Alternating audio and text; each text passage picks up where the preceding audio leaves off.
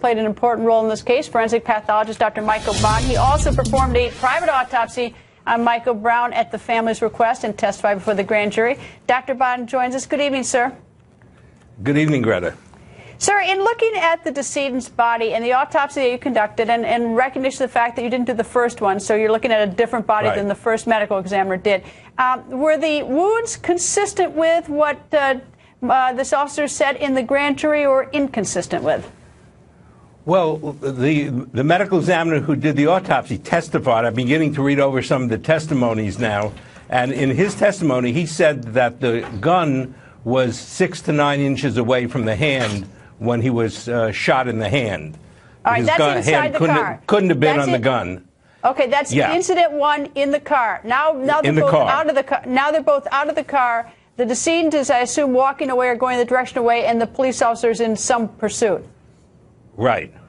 Then all of the other gunshot wounds are distant away, beyond 3 feet. That we can't tell the difference between 2 and 3 feet and 30 feet from an autopsy, and we can't tell if somebody's going toward you or away from you. That's where the credibility of the witnesses are. And as your guests have said, there are witnesses that give credibility to either side.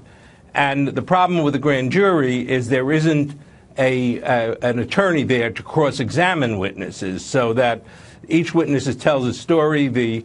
And nobody, cross-examines, the officer when he testified.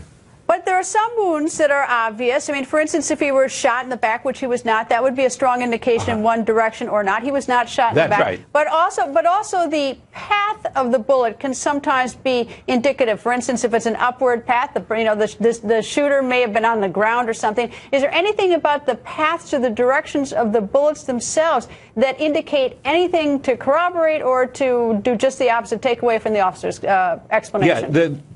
Yeah, there are 4 wounds in the right upper extremity, 1 in the palm and 3 in the forearm and upper arm. 1 in the forearm is from behind. The 2 in the arm are consistent with coming from the front. And we can't tell exactly where they occurred. They didn't bleed very much. The wound that was bleeding the most, where they get blood drops and all, was the hand. 3 of the bullet wounds, the last 3 of the bullet wounds, occurred in a cluster, hitting him in the top of the head, the face, and the chest, all consistent with his, indicative of his head being face down, parallel to the ground at the time the top of his head was struck, and the face and the upper chest. And according to some witnesses, there were 2 bursts. There were first gunshot wounds and then a burst of 3 or 4 at the end, and that's when he falls to the ground, face first, unconscious, and gets bruising over the right side of his face. Okay, those last 3, those cluster, the top of the head, the face, and the chest. Now, that would seem to me to have one of 2 explanations, one that helps the officer and one that doesn't. One is that the decedent was already falling as a consequence of being injured. The other is that he is downward lunging towards the police officer, which is, I guess, one eyewitness, witness number 10, said charging. Can you, looking at those wounds, was it someone falling who was getting shot those 3 times, or was it someone charging? Is there any way to know? No, that, as you say, it could be either one, falling or giving up and bending his head down, or falling and or charging. We can't tell from the autopsy, and that depends on the credibility of the witnesses and who the grand jurors feel are more reliable. And what's so interesting about the grand jury is the standard is ever so light. It's not beyond a reasonable doubt like in a criminal trial, a petty jury, but ever so light. So apparently the prosecutors, the grand jurors, they couldn't even meet the lighter standard with them, I guess, looking at all the evidence. Yeah, but we don't know. In the grand jury, they need to have 9 to indict.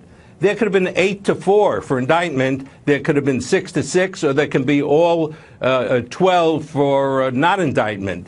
But the fact that there was no indictment doesn't mean that the majority of the jurors didn't believe the witnesses, didn't believe the the officer.